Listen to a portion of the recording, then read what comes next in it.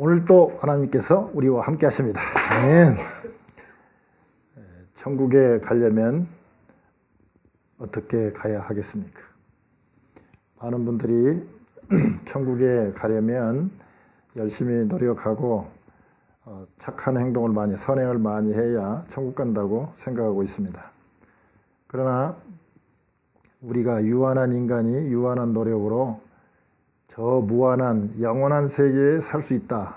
그거는 논리적으로 불가능한 것입니다. 그래서 우리 주님께서 우리에게 주신 길은 그것이 아니고 믿음으로 영원한 하나님께 딱 붙어 있으면 우리가 유한한 인간이지만 영원한 세상, 천국에 갈 수 있다는 것이 우리의 믿음이고 고백이고 하나님 주신 은혜입니다. 그런데 지금 갈라디아서에 보면 할례당이라는 사람들, 즉 유대교에서 예수 그리스도를 믿은 사람들이 열심을 내서 특히 바울 사도가 전도한 곳에 가서 야, 바울 사도는 사도도 아니다. 그 사람이 한 얘기 말도 되지 않는다. 믿어서 구원받고 천국 가는 것은 맞다. 그러나 먼저 천국 가려면 유대인이 되어야 된다. 그러면서 유대인이 되는 길이 뭐냐? 할례를 받아야 된다. 그러니까 그 사람들이 생각할 때 아유 진짜 믿는다고 말 한마디 하고 천국 간다면 이게 좀 이상하지 않냐? 그래서 이 사람들이 그 할례당의 주장에 넘어간 거예요. 우리 지도 한번 보시면 우리 지도에 자 오른쪽에 가운데쯤 보면 제일 오른쪽 가운데쯤 보면 안디옥이 있습니다. 안디옥에서 그 빨간 점선을 따라서 구부로 시프로스죠. 키프로스. 그 섬으로 가가지고 쭉 올라가면 버가, 그 밤빌리아 있는 쪽 버가, 그 안디옥, 비시디아 안디옥으로 해서 누스드라, 이고니온, 더베 이런 쪽으로 쭉 다녀왔거든요. 거기가 바로 갈라디아 지역입니다. 그래서 이 갈라디아 지역을 1차 전도 여행 때 다녀왔는데 그 후에 할례당들이 가가지고 갈라디아 사람들에게 그렇게 먼저 믿고 구원받는 것은 오케이지만 그러나 먼저 유대인이 되어야 된다. 그러니까 이 사람들이 아이고 뭐 표식이라도 하나 있으면 몸에 무슨 이렇게 증거가 하나 있으면 좋겠다는 생각을 갖게 되고 그래서 이 사람들이 바울 사도가 전해주는 믿음으로 구원받는다는 그 믿음을 버리고 돌아서는 사람들이 많이 있다는 것을 듣고 이 갈라디아서를 써가지고 갈라디아 지방에다가 서신을 보내게 된 것입니다. 종교개혁자 마틴 루터는 갈라디아서를 보고 너무 은혜를 받고 난 다음에 원래 마틴 루터는 카톨릭 신부였잖아요. 그렇기 때문에 성경을 그때 못 봤습니다. 그 당시에는 아주 그 신부들만 라틴어로 된 성경을 보는데 그것도 그냥 저 교황청에서 내려온 거 그대로 그냥 강론, 라틴어로 강론했지 제대로 성경을 보지를 못했어요. 그런데 마틴 루터가 교수가 되고 도서관에 가서 성경을 볼 기회가 생겨서 성경을 보다 보니까 갈라디아를 보니까 아니 믿음으로 구원받잖아. 그래서 그때 마틴 루터가 이 천주교가 문제가 있구나 하고 돌아서면서 가장 중심으로 여겼던 이 성경책 중에 하나가 갈라디아서입니다. 그래서 자기가 글을 쓸 때 뭐라고 썼냐? 나는 갈라디아서와 결혼했다. 갈라디아서는 내 애인이다, 내 아내다 할 정도로 이렇게 강조를 했습니다. 믿음으로 의롭게 되고 구원받는다는 사실이 너무 루터에게는 충격적이었습니다. 왜냐하면 천주교에서 얘기한 대로 믿음 플러스 선한 행동을 해야 되는데 그 선한 행동을 하기 위해서 원래 바티칸 성전에 가서 그 계단에 올라가면서 무릎으로 한 계단 한 계단 올라가면서 자기의 죄를 고백하고 용서받고 하면은 천국에 간다고 생각하고 그렇게 했는데 그 올라가는 길도 힘들 뿐만 아니라 이렇게 해서 될까 그런 생각을 하다가 갈라디아서 생각이 나는 거예요. 그렇지 믿음으로 의롭게 되고 구원받는데 이게 아니지 하고 무릎으로 계단을 올라가다가 돌이켜서 종교개혁 운동을 시작하게 된 거죠. 바울 사도가 그 앞에 갈라디아서 1장 6절에 보면 이렇게 얘기하고 있습니다. 그리스도의 은혜를 은혜로 너희를 부르신 이를 이같이 속히 떠나, 즉 믿음으로 구원받는 그 복음을 떠나 다른 복음, 즉 할례 받고 믿어야 천국 간다는 그 할례당들의 이 얘기를 쫓는 것을 내가 이상히 여기노라. 다른 복음은 없나니 다만 어떤 사람들이 너희를 요란케 하여 그리스도의 복음을 변하려 함이라. 그러나 우리나 혹 하늘로부터 온 천사라도 우리가 너희에게 전한 복음, 즉 믿음으로 의롭게 된다는 이 믿음으로 천국 간다는 이 복음 외에 다른 복음을 전하면 저주를 받을지어다. 아주 그냥 강하게 얘기합니다. 그러면서 뭐라고 했습니까?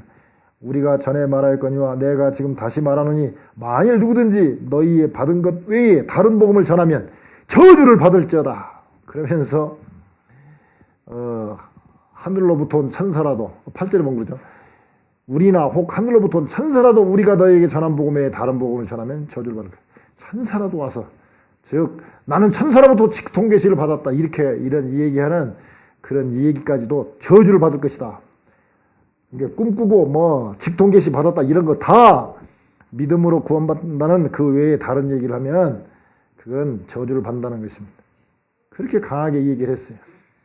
그러면서 쭉 율법, 즉 우리가 율법을 지킨다는 것은 착한 행동이죠. 그 율법으로 천국까지 못한다.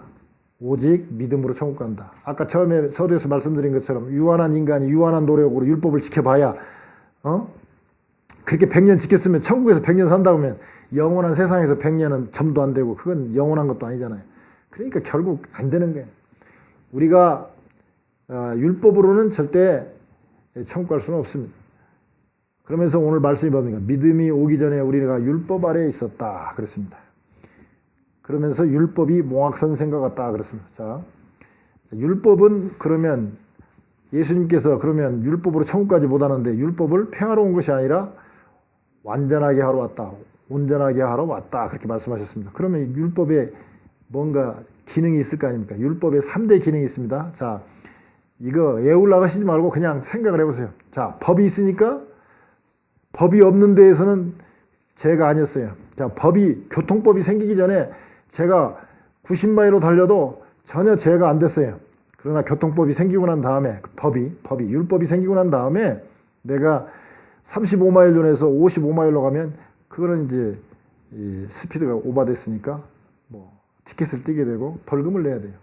법을 어겼으니까. 즉 율법이 기능의 첫째 기능이 뭐냐?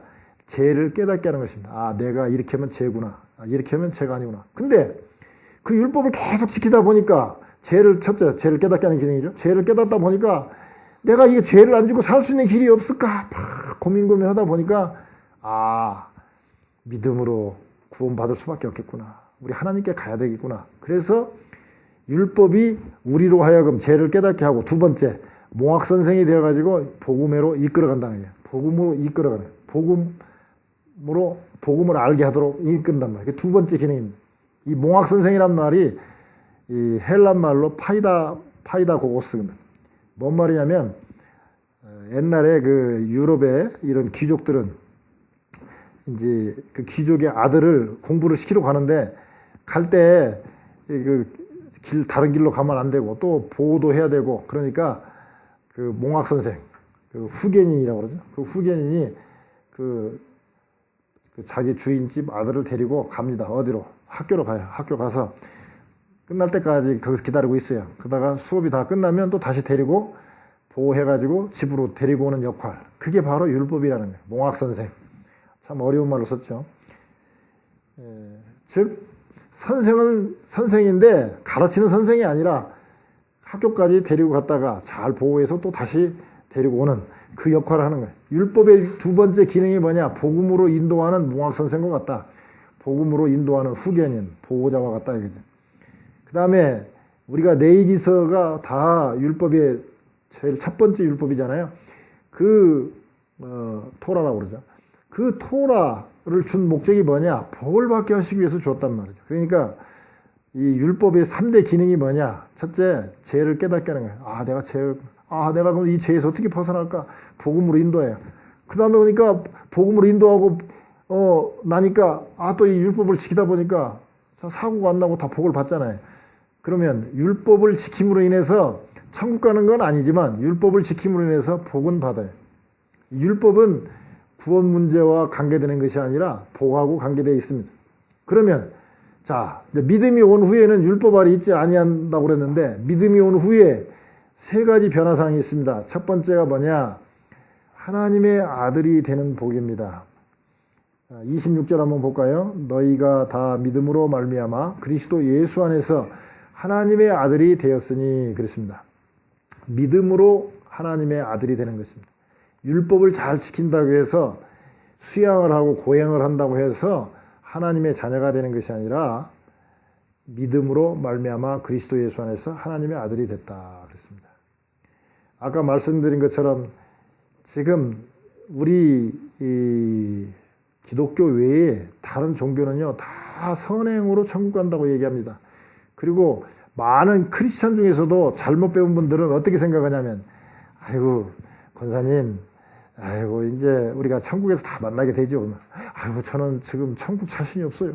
아니 왜요 권사님? 예수 믿지 않았습니까? 아 예수 믿죠. 아 예수 믿고 저기 다 천국 간다고 그랬잖아요. 하나님 자녀가 됐잖아요. 그러면 아유 제가 또 좀 너무 부족해서 죄를 많이 져서 그래요. 그러면 그 말은 뭔 말입니까? 지금 내가 예수 그리스도를 믿고 하나님의 자녀가 됐지만 내가 지금 죄를 졌기 때문에 천국 못 갈지도 모른다. 결국은 뭔 말입니까? 내 노력으로 천국 가야 되는데 내 노력이 부족하다는 거잖아요. 그래서 많은 사람들이 그게 잘못되어 있어요. 요한일서 5장 13절에 보면 내가 이것을 쓴 것은 이 성경책을 쓴 것은 하나님의 아들의 이름을 믿는 즉 예수님을 믿는 너희에게 이것을 쓴 이유는 너희 안에 영생이 있음을 알게 하려 썼다 이것입니다. 그 현재형입니다. 현재 완료형입니다. 현재 완료형은 좀 우리 영어하고 달라요. 현재 완료형은 뭐냐? 예를 들면 이런 겁니다. 영어식 현재 완료형은 쭉 갔다가 지금 이때 완료가 된 거잖아요. 근데 그게 아니고 헬라어 현재 완료형은 제가 면허를 10년 전에 땄다. 그러면 10년 전에 면허를 갖고 있잖아요. 라이센스를 갖고 있어요. 지금도 라이센스를 갖고 있다. 자, 제가 10년 전에 예수 그리스도를 믿어서 구원받아서 하나님 자녀가 됐다. 지금도 내가 하나님의 아들이다. 그게 현재 완료형이에요. 그러니까 뭡니까? 내가 이걸 쓴 것은 너희 안에 영생이 있음을 알게 하려 함이라. 그 말은 뭐냐면 내가 예수를 믿고 하나님의 자녀가 됐는데 언제 믿었는지 모르지만 지금도 계속 하나님의 자녀로서 신분이 유지되고 있다는 거예요. 언제까지? 천국 갈 때까지 계속. 천국에서까지. 그러니까 율법은 쉽게 얘기하면 이렇게 표현할 수 있어요. 내가 하나님을 위해서 뭔가 하는 것이 율법입니다. 근데 은혜는 뭡니까? 믿음은 뭐예요? 우리가 은혜로 말미암아 믿었다고 그러는데 그 은혜가 뭐냐 이거죠. 그거는 하나님께서 나를 위해서 뭔가 해준 것이 은혜네요. 그걸 믿는 거예요 우리가. 뭘 믿어요?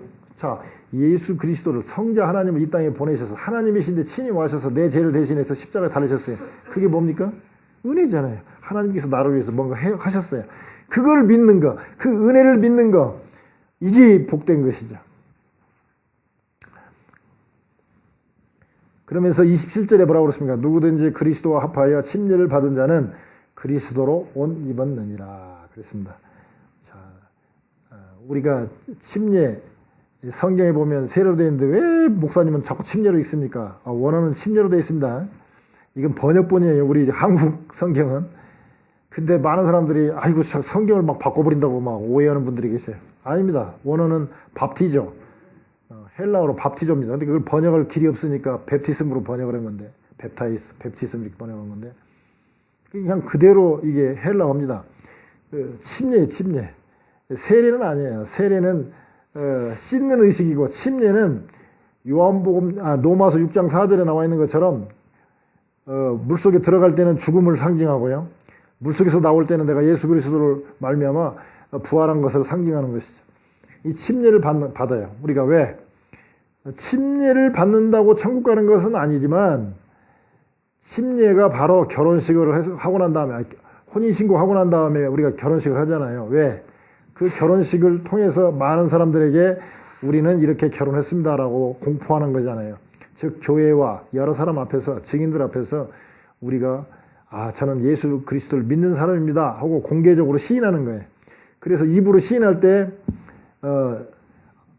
마음으로 믿고 입으로 시인할 때 우리가 구원을 받는다고 그랬잖아요. 그러니까 우리가 이 침례를 받는 거, 즉 여러 사람 앞에 몸으로 내가 예수 그리스도를 믿는 사람이다라는 그 공개적인 증거를 하는 것이죠. 근데 참 이 율법과 이 믿음은 참 표현하기가 어려워요. 근데 아주 좋은 예가 하나 있습니다. 어떤 여자가 폭군 같은 남편하고 결혼했어요. 이 남편이 딱 출근하려고 하면은, 이게 출근하기 전에 이렇게 키스라도 하고 막 빠이빠이 하고 그래야 될 텐데, 이 남편은 이 여자에게 딱 리스트를 주는 거예요. 투두 리스트. 내가 출근해서 돌아올 때까지 당신은 청소도 하고 빨리하고 뭐하고 리스트가 딱 한 30개쯤 되는 리스트 딱 적어주는 거예요.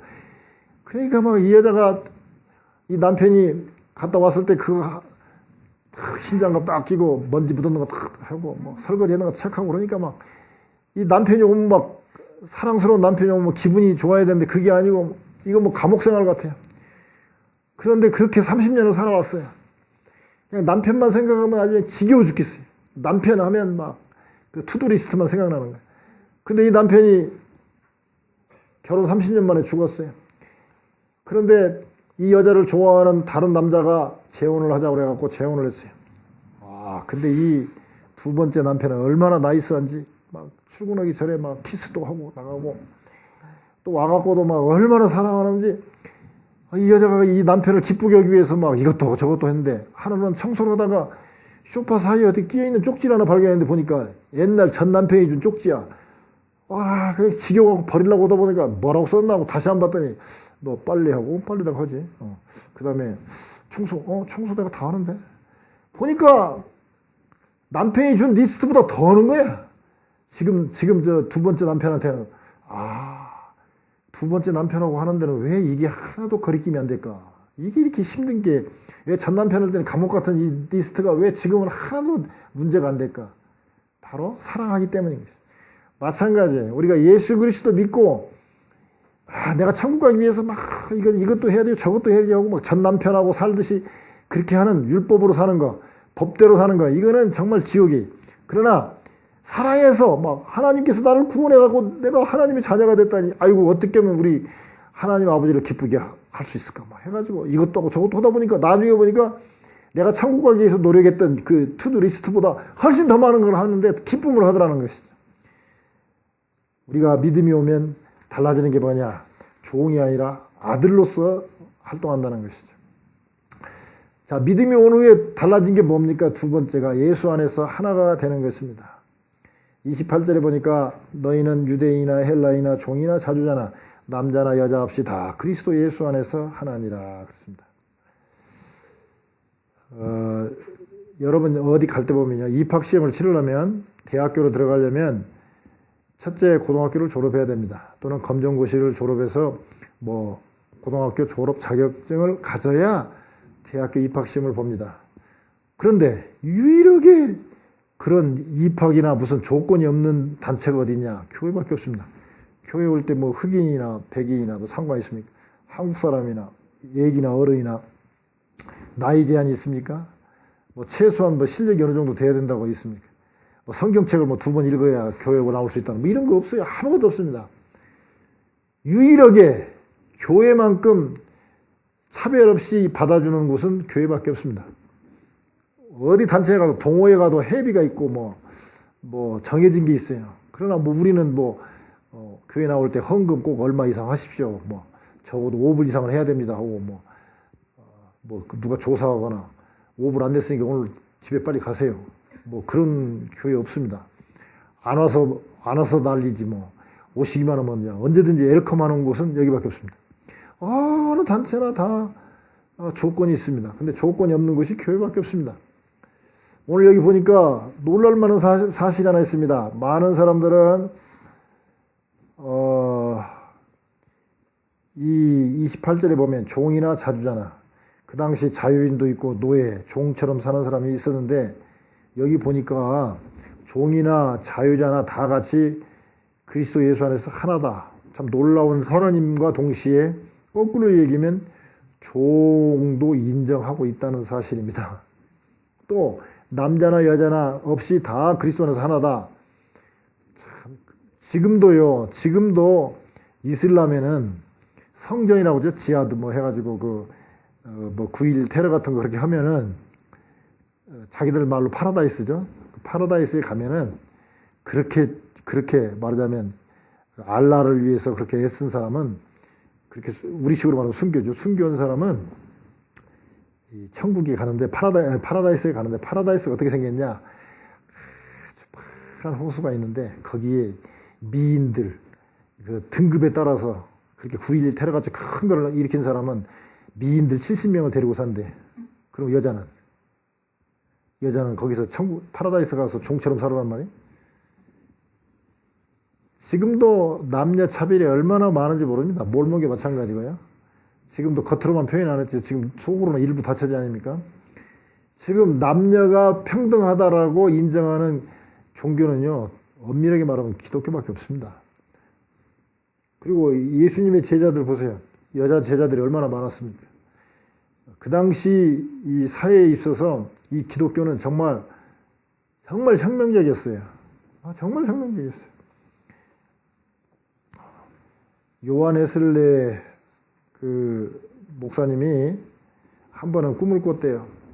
그때 지금은 이제 감리교라고 이름이 붙었지만 그때 메도디스트 이 감리교인들 자기가 감리교가 커졌으니까 우리 감리교인들 중에서 많은 사람이 천국에 갔을 거라고 생각했는데 그날 꿈을 꿨는데 자기가 천국문 앞에 갔대요. 갔더니 천사가 천국문을 딱 지키고 있더래요. 그래서 천사한테 물었대요. 천사님, 천국에 우리 감리교인들 몇 명이나 와 있습니까? 그랬더니 그래? 장부를 한번 보자. 막 장부를 보더라고요. 감리교인 하나도 없는데. 그러니까 이렇게 많은 수가 감리교인이 하나도 없단 말입니까? 낙심이 돼가지고. 그러면 내 친구 동역자이면서 경쟁자인 누구죠? 조지 유필드 그 장로교 출신이니까 그러면 장로교는 몇 명이나 왔는가 궁금하거든요. 그래서 천사님 저기 장로교인들은 그러면 천국에 몇 명이나 와 있습니까? 그랬더니 장로교인 한번 보지. 하나도 없는데? 아니 장로교인도 한 명도 없고 감리교인도 한 명도 없다면 그러면 도대체 천국에 누가 온단 말입니까? 막 실망해서 그러니까 천사가 딱 보더니 자 예수 믿는 사람들은 다 천국에 왔지. 천국에 온 사람들은 감리교인 장로교인이 아니라 침례교인이 아니라 다 예수를 믿는 그리스도인들만 오는 곳이 천국입니다. 즉 예수님 안에서 즉 예수 그리스도를 믿는다는 것 그 하나로 우리는 하나 되는 것입니다. 그래서 그 히브리 말로 아카드란 말이 있습니다. 아카드란 말은 다양한 가운데 하나입니다. 삼위일체 하나님 다 위가 다른데 하나. 우리가 표현할 길이 없죠. 어떻게 다 각각이면서 어떻게 하나나 이해할 수가 없어요. 그러나 어쨌든 그와 같은 게 아카드입니다. 우리가 찬양 같은 거 할 때 소프라노, 엘토 이렇게 다 네 파트가 각각으로 하는데 하나의 노래가 돼서 나오잖아요. 참 노래가 참 잘 표현하는 것 같아요. 그 하음을 이루어지는 그런 하나. 바로 그것이 바로 예수 안에서 하나가 되는 거예요. 뭐 때문에? 믿음이 온 후에. 믿음이 오고 나니까 하나님의 아들이 돼. 하나님의 그러면 나는 여자인데 그러면 하나님의 딸은 아니고요. 그게 아닙니다. 아들이라 하면은 다 대표성을 갖고 있기 때문에 하나님의 자녀가 다 되는 것입니다. 두 번째가 바로 예수 안에서 하나가 되는 거예요. 그 다음에 믿음이 온 후에 달라지는 게 뭐 있습니까? 29절에 보니까 너희가 그리스도께 속한 자면 곧 아브라함의 자손이여 약속대로 유업을 이을 자니라. 유업을 잇는 자. 무슨 유업을? 하나님의 천국의 상속자가 된다는 것입니다. 그래서 우리가 예수 그리스도를 딱 믿는 순간 우리는 하나님의 자녀가 됐죠. 지금 하나님의 자녀죠. 그래가지고 우리가 선교도 가고 이것저것 주의 일을 하죠. 그러면 하나님께서 다 하시는 일이지만 우리를 동역자 삼아 주시죠. 그래서 우리가 고린도전서에 보면은 우리는 하나님의 동역자라 그랬습니다. 하나님의 동역자. 마치 뭐 같으냐면은 제가 옛날에 한울이 어렸을 때 그때 초등학교 2학년인가 1학년인가 다닐 때 얘가 그때부터 운전을 잘했어요. 기계도 좋아하고 그래가지고 제 차 딱 운전석에 앉으면은 얘가 발이 엑셀레이터 한다니까 제 무릎에 딱 앉혀놓고 핸들 잡게 하고 제가 엑셀레이터 밟아주고 왼쪽으로 오른쪽으로 오면 막 지가 잘 틀었어요. 그리고 잘해 운전을. 그래갖고 이제 자랑스럽게 그렇게 하고 다녔거든요. 그랬더니 그 학교 선생님이 보는 거야. 그래, 아 선생님이 보는데 더 자랑스럽게 갔지. 그랬더니 나중에 선생님이 하고 왜 그 위험한 짓을 하냐고 절대 그런 일 하지 말라고 쪽지가 왔더라고요. 그래서 그 다음부터는 못했는데 그때부터 운전을 참 잘했어요. 자 보세요. 운전 누가 했습니까? 엄밀하게 말하면 하늘이가 한 것 같은데 누가 다 했어요? 아버지가 다 한 거야. 엑셀에다 밟아주고 브레이크 밟아주고 저는 이것만 좀 한 거지. 좀 불안할 것 같으면 제가 좀 잡아주고. 근데 이거 안 잡아도 잘하더라고. 근데 자 마찬가지. 차를 준비한 게 아버지. 엑셀레이터 밟고 브레이크 밟는 게 아버지. 무릎이 앉힌 것도 아버지. 그런데 뭐라고 그럽니까? 내릴 때 야 너 운전 잘한다. 뭡니까? 아버지와 동역자예요. 마찬가지입니다. 하나님께서도 우리가 뭐 전도 간다고 하면 다 성령님께서 다 알아서 하셔. 다 길도 열어주고 다 하셔. 그래놓고도 뭐라고 그럽니까? 딱 내리면 야 너 내일 많이 했어? 내일 많이 해서 고마워. 그러죠. 그러면 아들은 또 속도 없이 좋아하라고 그러고 아버지는 또 속도 없이 좋아하는 또 아들 보고 좋아하고. 그게 바로 하나님.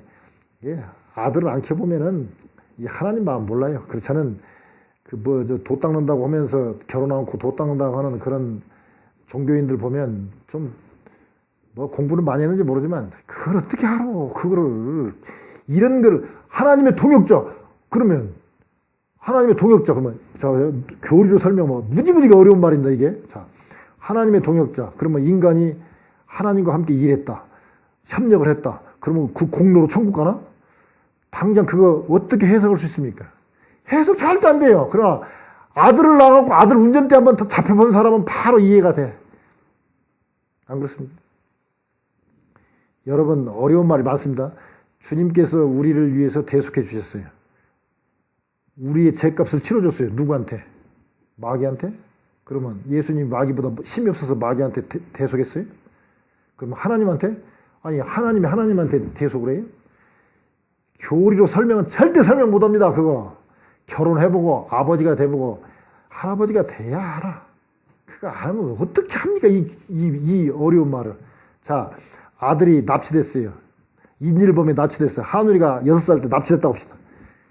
근데 그 경찰들이나 이 저격수가 한우리 안 맞추고 저격수 딱 맞출 수 있는 능력이 있어. 다 알아. 이제까지 이 저격수가 한 번도 실수 안 했어요.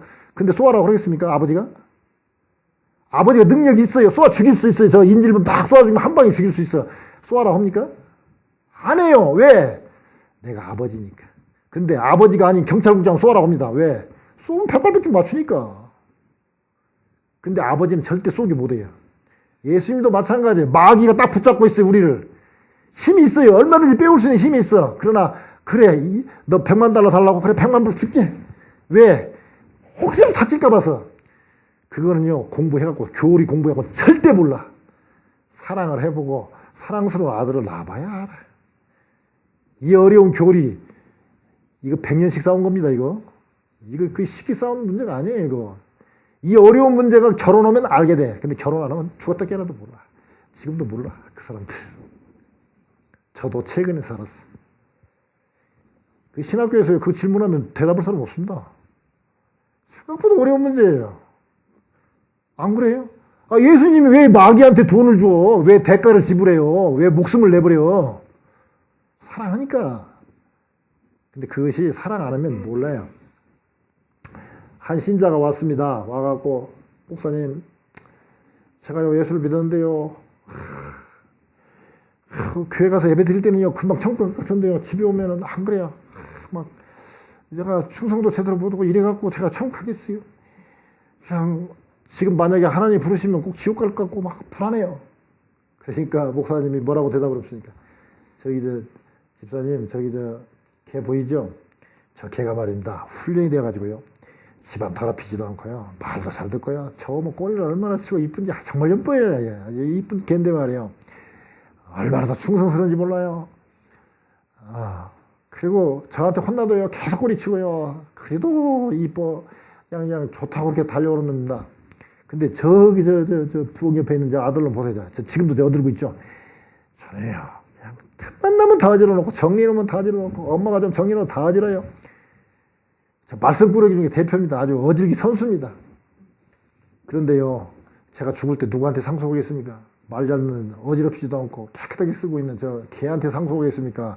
아들한테 상속하겠습니까? 그냥 당연히 아들이죠. 목사님도 말 같은 일도 물어봅니다.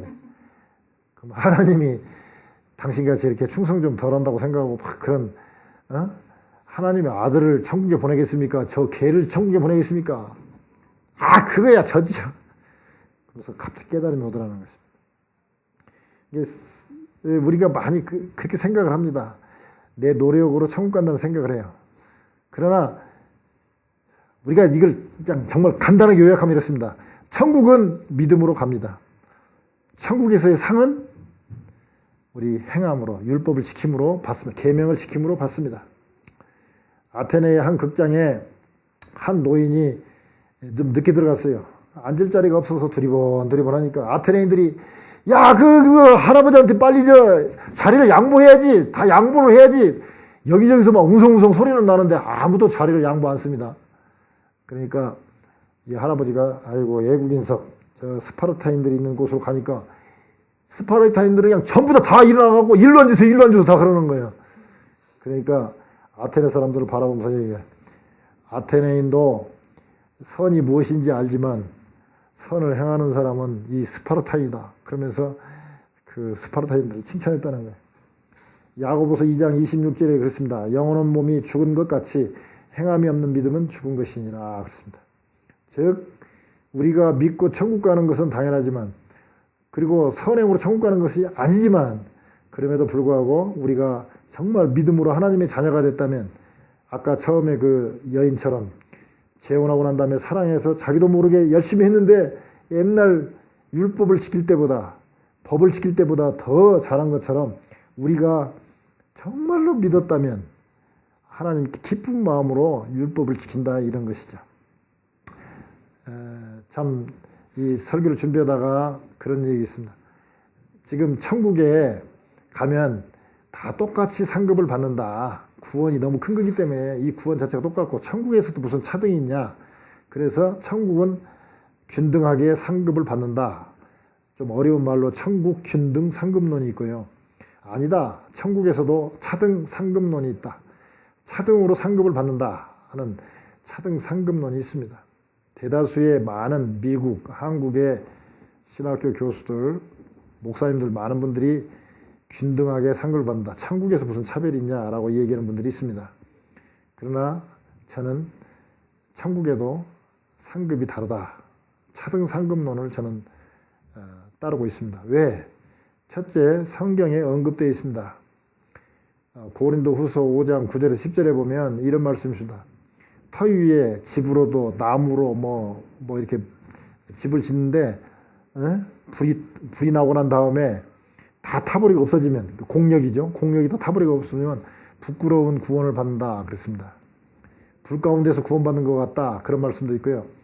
누가복음 19장에 보면 열 문화 이 얘기를 하면서 그 예화를 말씀하신 예수님께서 뭐라고 그랬습니까? 한 문화를 준 사람이 열 문화를 남겼습니다 그랬더니 그래 착하고 충성된 종아 네가 열 고을 다스릴 권세를 주마 그런 말씀했습니다. 즉 차등 분명히 얘기를 했습니다. 마태복음 25장에서도 그렇고요. 고린도전서 3장 12절 15절에서도 보면 영광이 다르다라고 얘기했습니다. 그 다음에 베드로전서 1장 17절에 보면 우리가 구원받는 것이 은혜와 감사지만 또 한편으로 경외심을 갖도록 하기 위해서 이 상급이 다르다 그렇게 말씀하고 있습니다. 그래서 우리는 꼭 아까 말씀드린 천국 가기 위해서 율법을 지키는 것이 아닌 것처럼 사랑하기 때문에 기뻐서 지키는 것처럼 우리가 천국에서 상을 받기 위해서 노력하는 것이 아니라 정말 하나님이 상 주시기를 기뻐하고 또 우리가 또 이 땅에 살면서 구원받았지만 이왕이면 하나님 기쁘시게 하는 삶으로 인해서 또 그 삶을 통해서 하나님께서 더 상을 주시겠다고 그러는데 그 상을 바라보면서 그 상을 위해서 노력하는 것을 보고 하나님 기뻐하신단 말이죠. 이왕이면 자 우리 아들이 있는데 아들이 자 어쨌든 저의 몸에서 태어났으니까 저의 핏줄을 받았으니까 아들이에요. 근데 이왕이면 아들이 건강하게 잘 자라고 뭐 아버지한테 효도도 하고 안마도 해주고 뭐 그러면 얼마나 더 이쁘겠어요. 근데 아들이 말썽만 부리고 키도 크지도 않고 계속 젖만 먹는다고 그러고 그러면 그 아들이 얼마나 속상하겠습니까?